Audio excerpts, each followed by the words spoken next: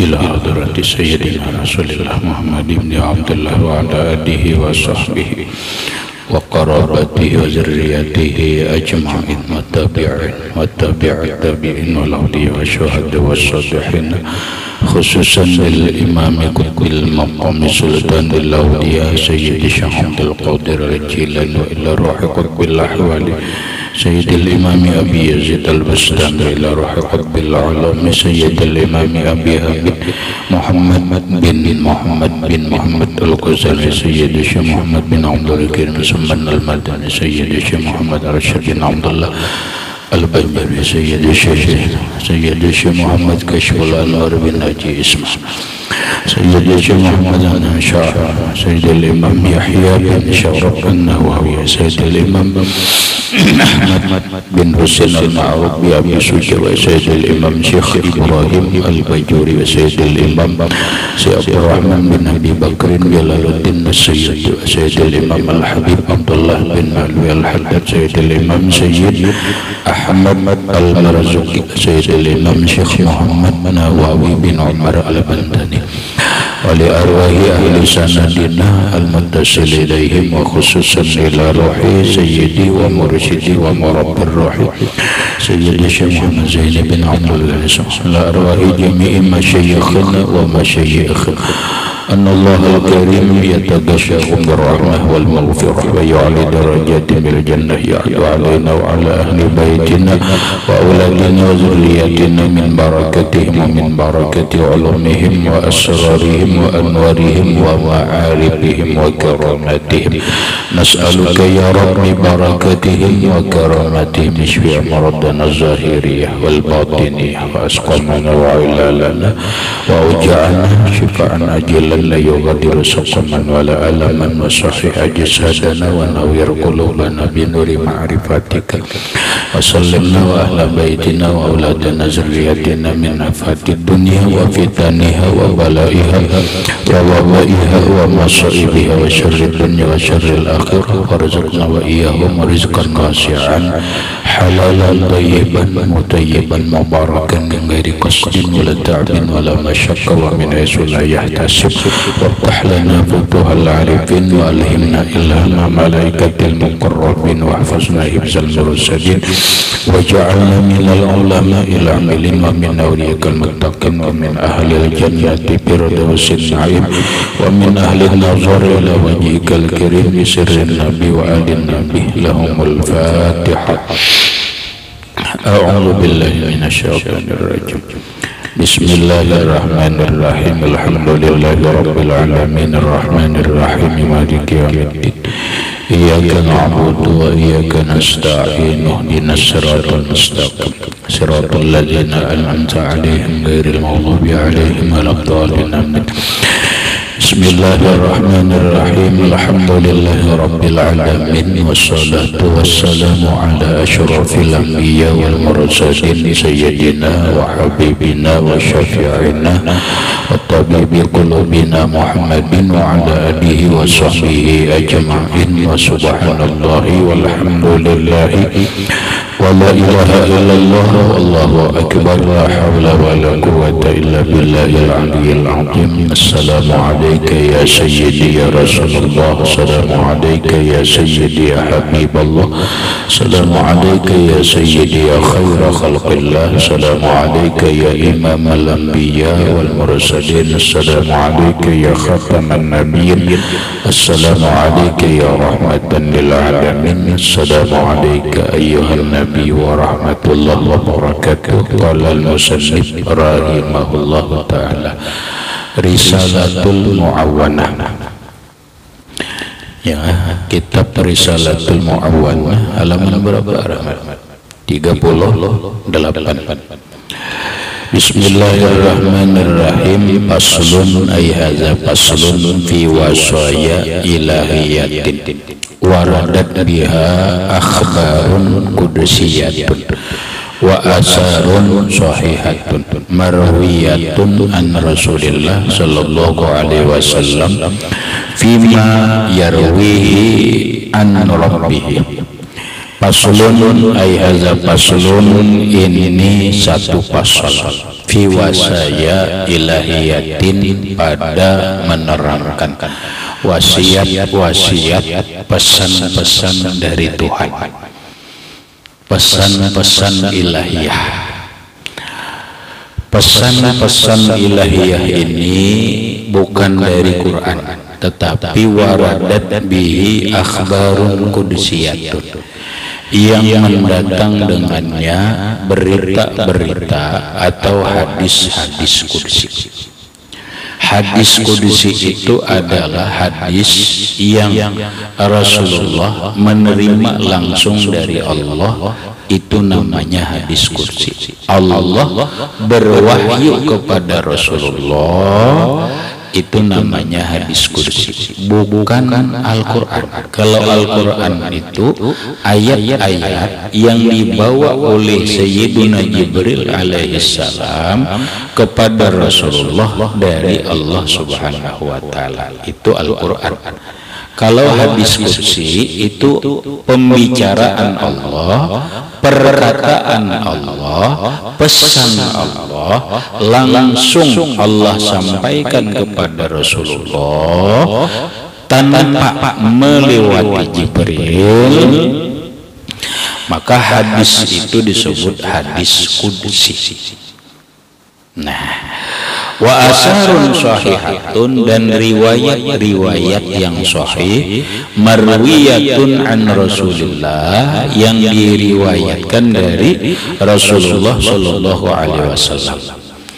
Ini pasal membicarakan pesan-pesan Tuhan, wasiat-wasiat Allah yang Allah sampaikan kepada Rasulullah, yang disebut hadis qudsi, disampaikan oleh Rasulullah kepada umatnya. Kemudian dalam pasal ini juga beliau mengutip riwayat-riwayat yang sahih dari Rasulullah sallallahu alaihi wasallam fima yarwihi an rabbih. Fima, pada hadis yarwihi, yang meriwayatkan Rasulullah sallallahu alaihi wasallam akan hadis itu an rabbihi, dari Tuhannya. Jadi Rasulullah itu menerima langsung dari Allah. Lalu otak kita memang berpikir, rahmatnya berpikir, kayak apa yuk Rasulullah itu menerima wahyu langsung dari Allah? Satu, ya kata. Kayak apa yuk Rasulullah itu menerima wahyu dari Jibril? Nah, ini kena dibahas. Ada semalam wahyu itu diterima Nabi, ada yang lewat mimpi, begitulah. Nang dari Jibril dulu, ada nang wahyu itu diterima dari mimpi, ada. Tapi Al-Quran kadang lewat mimpi lah, tapi wahyu ada lewat mimpi. Seperti Nabi Ibrahim menerima wahyu lewat mimpi, tapi Rasulullah tidak ada menerima wahyu Al-Quran dari mimpi. Itu ada Jibril yang datang. Jibril datang ini Rasulullah terima. Ada beberapa keadaan, bisa Jibril masuk ke dalam hati, lalu Jibril memandiri lawan Rasulullah di dalam hati. Itu rahmatnya. Mau juga Jibril ini menyerupai seorang laki-laki, lalu menyampaikan mau. Begitulah cara menerimanya Rasulullah wahyu lewat Jibril. Adapun Rasulullah menerima wahyu langsung dari Allah, itu boleh jadi lewat hati, karena hati inilah yang berhubungan langsung dengan Allah. Nang kayak apa caranya, kita belum sampai ilmunya. Rasulullah itu hatinya sebening, sepaling bersih hati itu Rasulullah. Tidak ada penghalang dari Rasulullah dengan Allah. Nah, sehingga Rasulullah itu sangat mudah berkomunikasi dengan Allah. Rasulullah itu sangat mudah berkomunikasi dengan Allah. Lalu di antara Allah berfirman dalam hadis qudsi, ya ibadi inni haramtu zulma ala nafsi wa ja'altuhu bainakum muharraman fala tazalamu.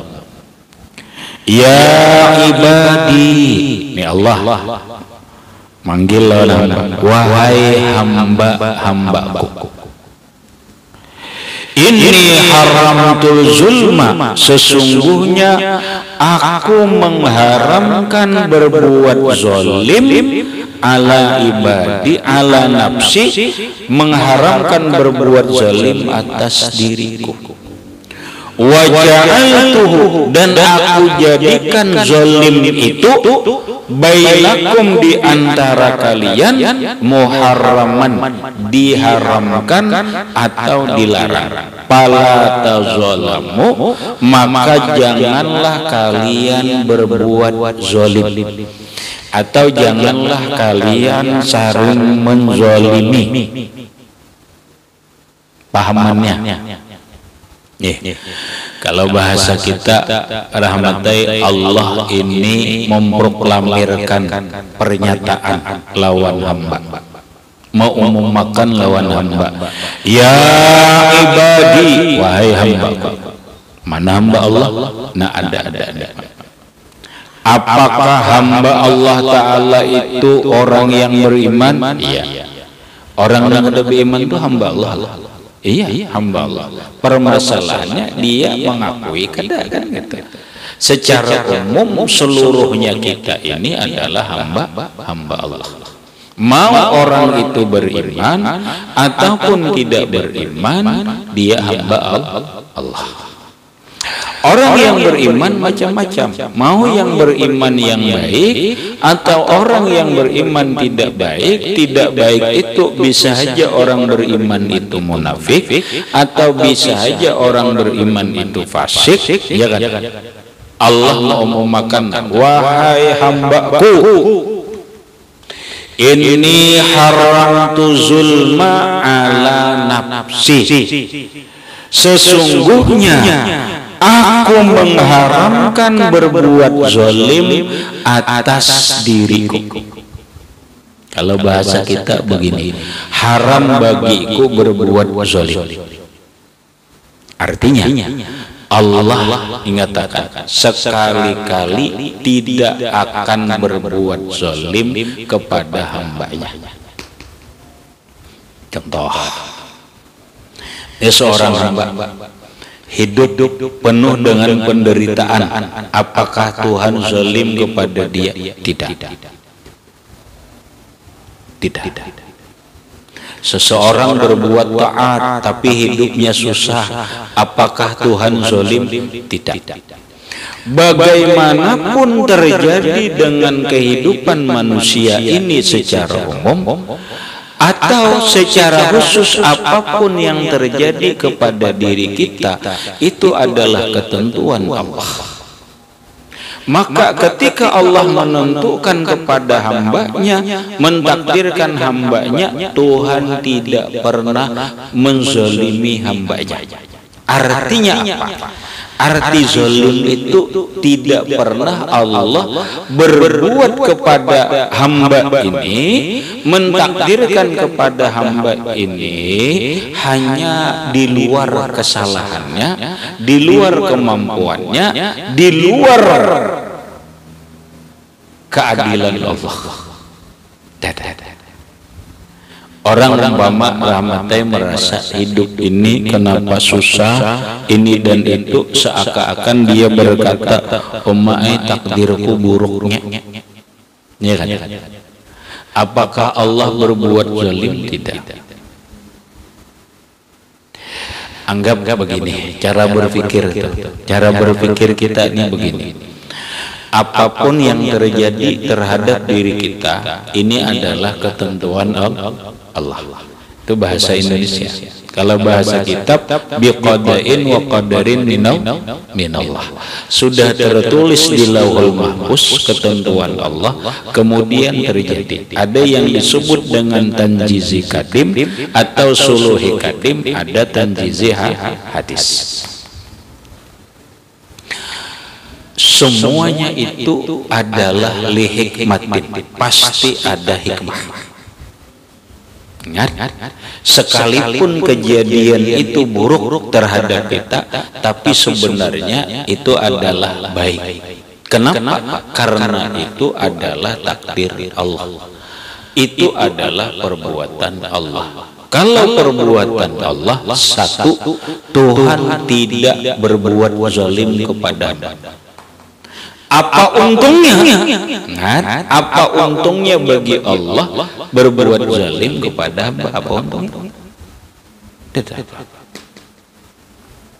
Justru Allah Ta'ala memperbuat ini karena satu, kasih sayangnya, karena anugerahnya, karena keadilannya, karena banyak hikmah yang dibalik kejadian itu. Sekalipun kita melihat atau merasakan ketentuan itu terasa pahit, terasa jelek, padahal kadang. Contoh. Seseorang hari ini ditakdirkan Allah suaminya meninggal, padahal suami yang sangat disayanginya, suami yang selama ini menyayangi dirinya dan membimbing dirinya dan sebagainya, lalu meninggal. Berarti ini adalah takdir Allah. Apakah Allah Ta'ala mentakdirkan suami ini meninggal bagi istri ini jelek? Tidak. Takdir buruk? Tidak. Apakah Allah menzalimi dia? Sementara bini-bini ini punya anak kecil 5, berpikir kayak bayinya memberamakan, berarti Tuhan menzalim mereka? Tidak. Justru mungkin kita berpahaman, bukan mungkin, ini takdir Allah, perbuatan Allah. Bila perbuatan Allah Ta'ala, takdir Allah Ta'ala itu baik. Satu, Tuhan tidak berbuat zalim lawan kita. Dua, perbuatannya itu banyak mengandung hikmah. Tiga, perbuatannya itu akan menjadi rahmat dan anugerah. Perbuatan Allah Ta'ala itu adalah berupa keadilannya. Namun anugerah hikmah itu kadang-kadang dapat disaksikan dan dirasakan ketika sudah berjalan. Oh, ternyata inilah hikmahnya kejadian semalam. Nang rancak kita contoh napa rahmat.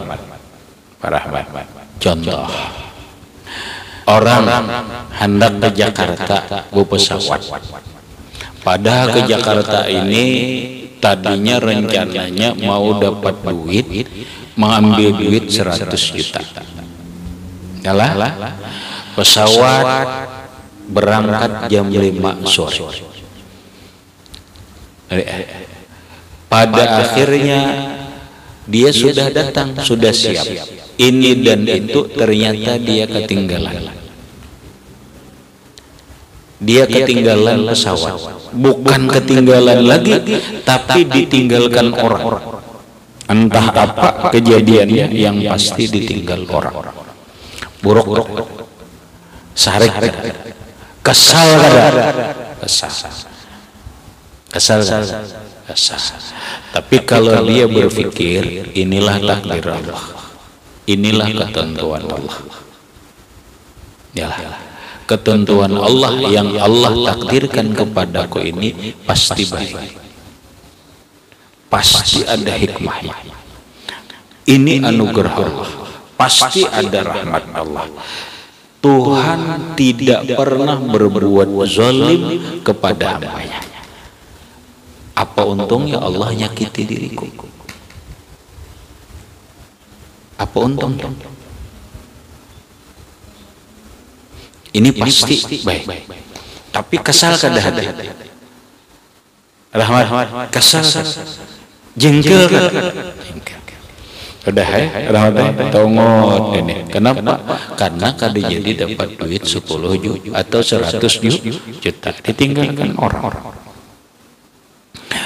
Tapi begitu di jalan boleh kerahmat teh mendengar berita telah jatuh pesawat ini di laut ini apa dan semuanya meninggal dunia. Kira-kira bocap namanya teh.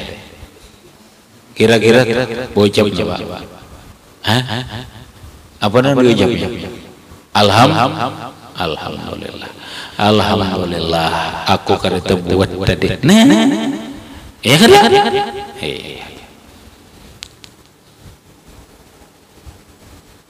Ya kan?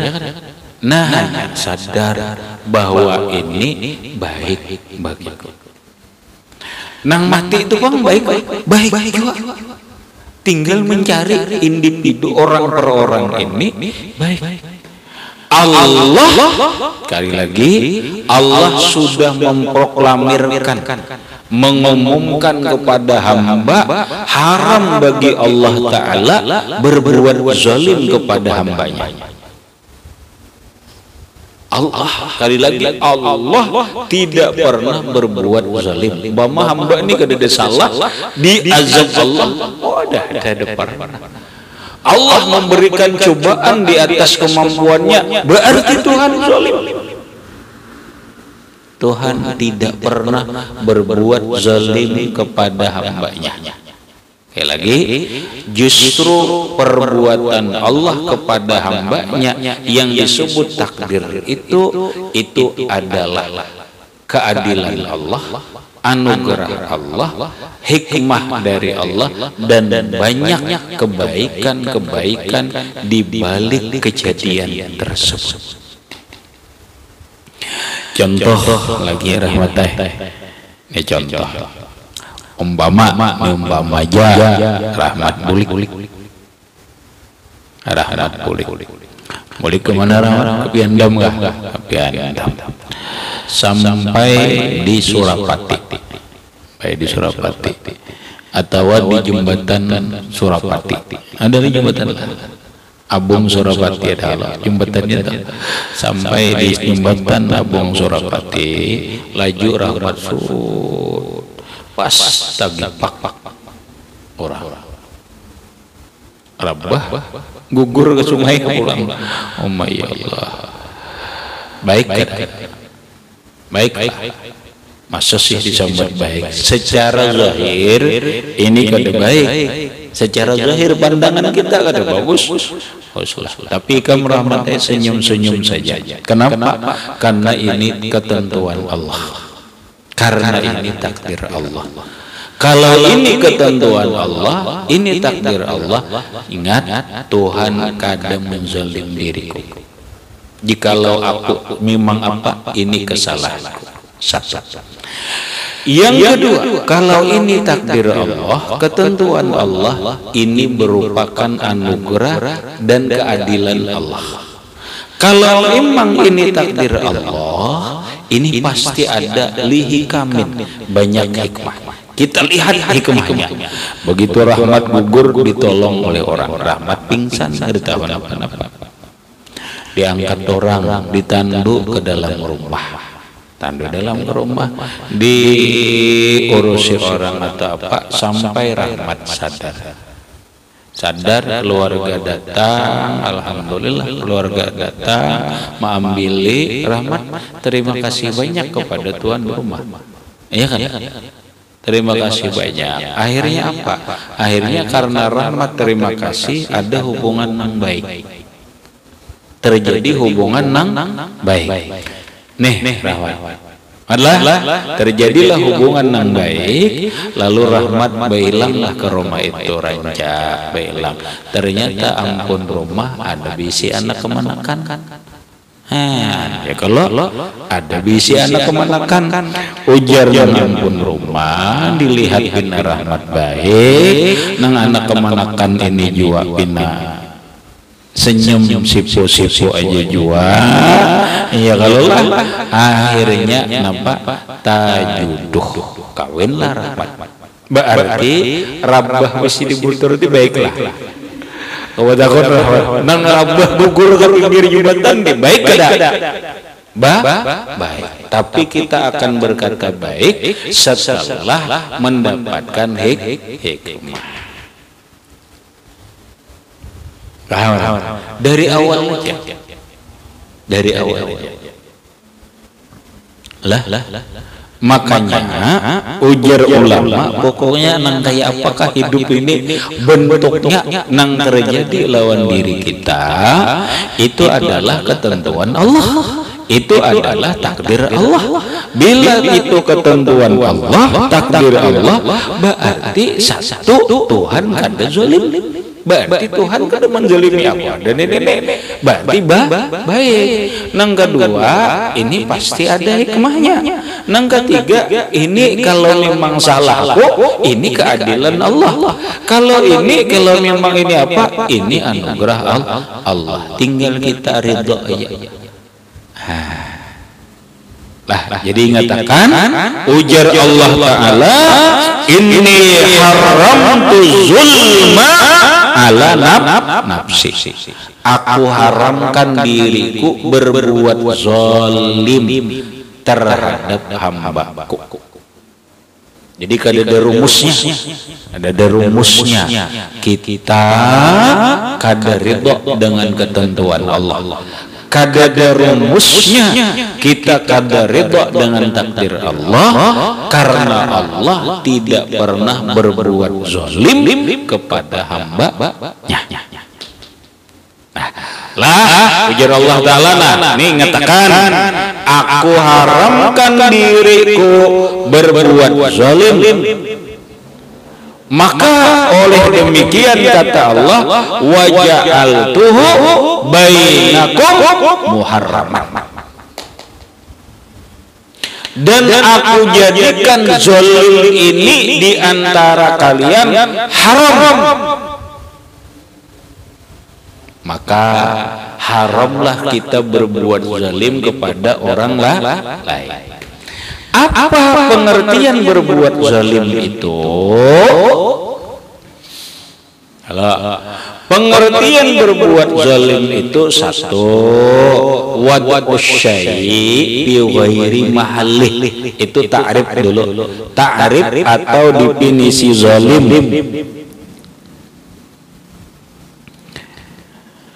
Definisi zalim itu apa? Zalim itu adalah wad'us syai'i fi ghairi mahallihi, meletakkan sesuatu bukan pada tempat semestinya. Zalim.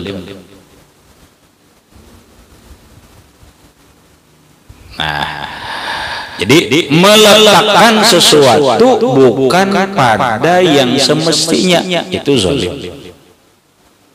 Contoh, kita zalim dengan harta kita, berarti kita menggunakan harta tidak semestinya, berarti kita zalim dengan harta kita. Contoh, kita zalim diri dulu.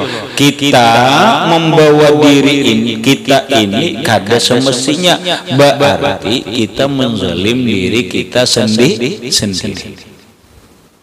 Nah, yang kedua, kita mengambil barang orang lain dengan cara yang tidak semestinya, berarti zalim. Apakah dengan cara merampok, dengan cara memalak, dengan cara mencuri, dengan cara korupsi? Pokoknya bila kita mengambil harta orang dengan jalan yang tidak semestinya, berarti zalim.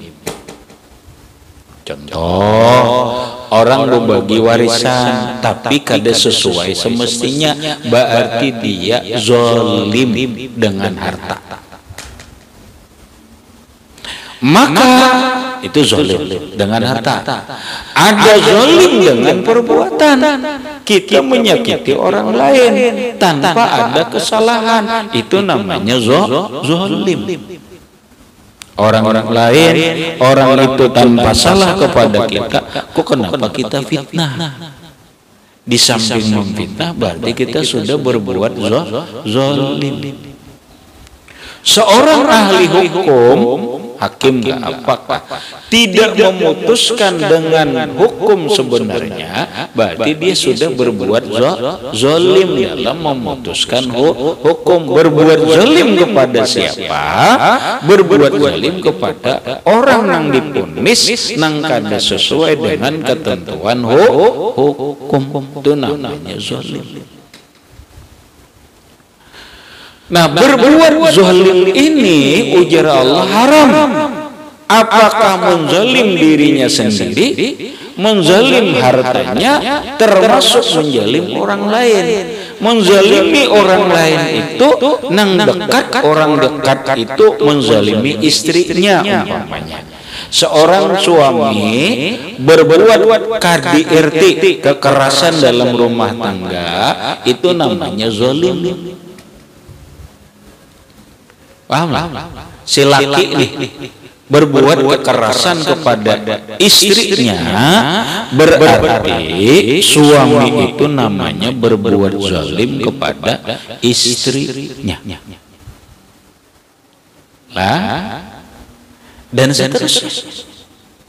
Ini hati-hati.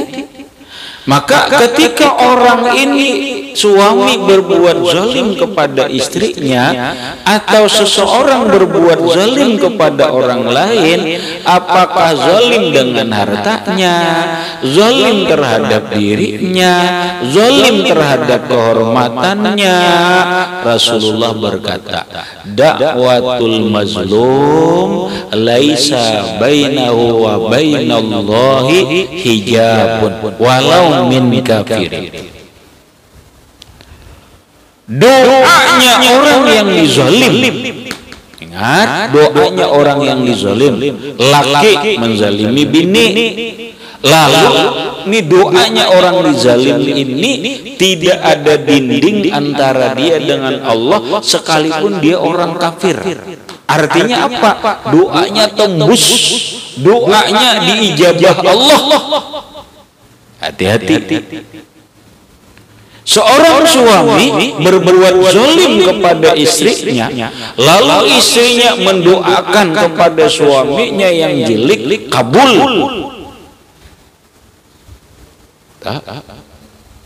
Orang lain berbuat zalim kepada kita, lalu kita berdoa, kabul. Makanya kata Rasulullah, ittaqu da'watal mazlumi, hati-hati dengan doanya orang yang dizalimi. Tapi bujur dizalimi lah. Ya ada juga orang kisah-kisah terzalimi padahal kan ada. Suamiku berbuat zalim kepadaku ini dan itu, kadang-kadang jenah laki. Inya juga kada melayani aku, jadi kada aku beri duit.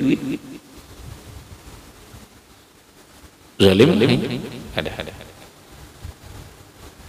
Ini istrinya baik, melayani baik, ini apa? Sedikit-sedikit memukul, sedikit-sedikit salah apa? Memukul, zalim. Ini namanya berbuat zalim, haram hukumnya. Fala tazalamu, maka janganlah kalian berbuat zalim atau saling menzalimi. Janganlah kalian berbuat zalim. Ingat, aku aja kira Allah Ta'ala haram lah. Aku aja haram berbuat zalim terhadap hamba. Maka kalian haram juga. Jangan saling menzalimi hidup ini. Paham? Makanya dalam Islam diajarkan kita ini ada tiga, ada diri, ada kehormatan, ada harta. Jangan dizalimi dirinya, jangan dizalimi hartanya, jangan dizalimi kehormatan perasaannya. Haram.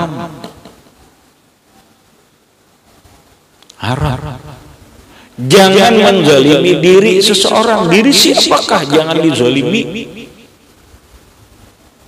Jangan menzalimi perasaan orang dengan cara memfitnah, dengan cara mencaci maki, dengan cara ini dan itu. Haram. Jangan menzalimi harta orang. Jangan. Yang bukan hartanya nang kada semestinya jangan menzalimi kata Allah. Nah, maka ketika kezaliman itu ada, baik orang lain menzalimi diri kita, orang lain menzalimi kehormatan kita, orang lain menzalimi harta kita sabrun jamil, sabar lebih bagus.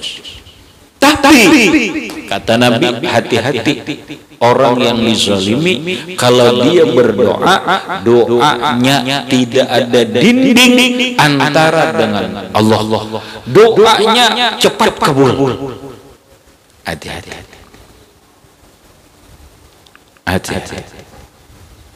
Seorang atasan, seorang bos jangan sampai menzalimi karyawannya dengan cara memotong gaji semena-mena atau menyuruh karyawan di luar batasannya atau memfitnah karyawan dan sebagainya.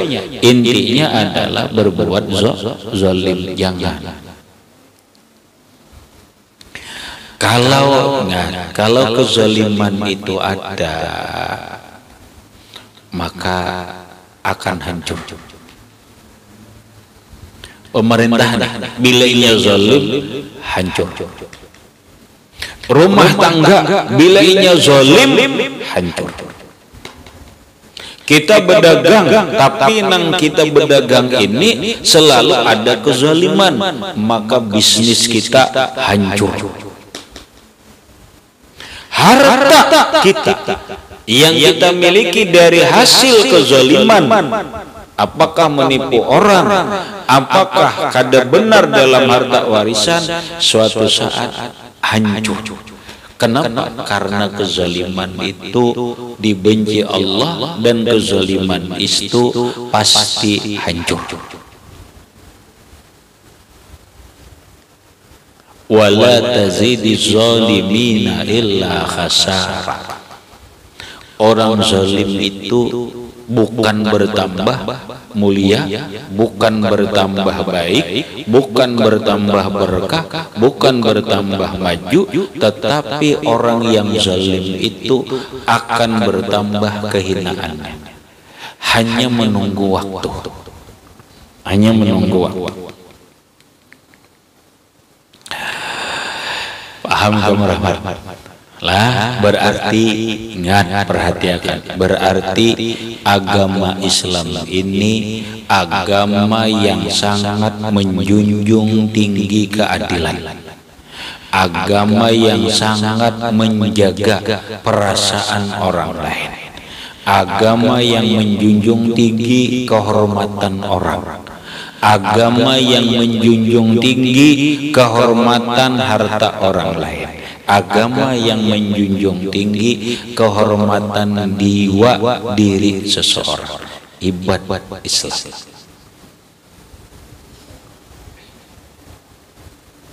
Fala tazalamu, jangan kalian berbuat zalim. Ini jangan mentang-mentang inya kada Islam atau non Muslim lalu seenaknya dizalimi. Jangan, tidak boleh. Fala tazalamu, maka janganlah kalian berbuat zalim.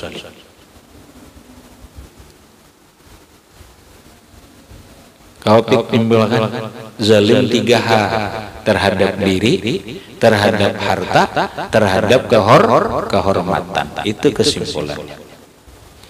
Habis. Kemudian, ya ibadi kullukum dhallun illa man hadaituhu fastahduni ila akhirih wallahu a'lam bissawab. Ingat situ aja dulu. Baca.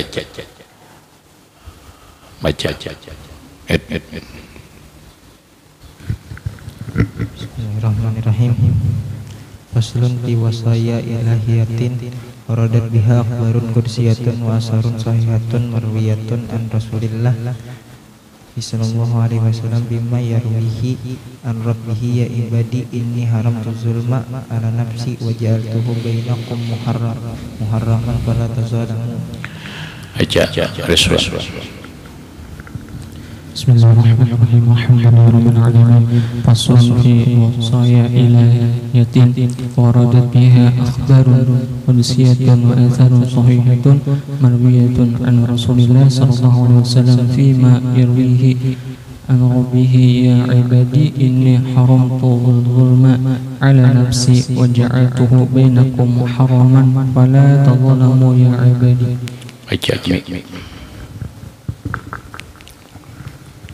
Bismillahirrahmanirrahim. Faslun fi wasaya ilahiyatin waradat biha akhbarun qudusiyatun wa atharun sahihatun marwiyatun an Rasulillah sallallahu alaihi wasallam fima yarwihi an rabbihi ya ibadi inni haramtu zulma ala nafsi wa ja'altuhu bainakum haraman fala tazalamu. Al-Fatihah. Bismillah.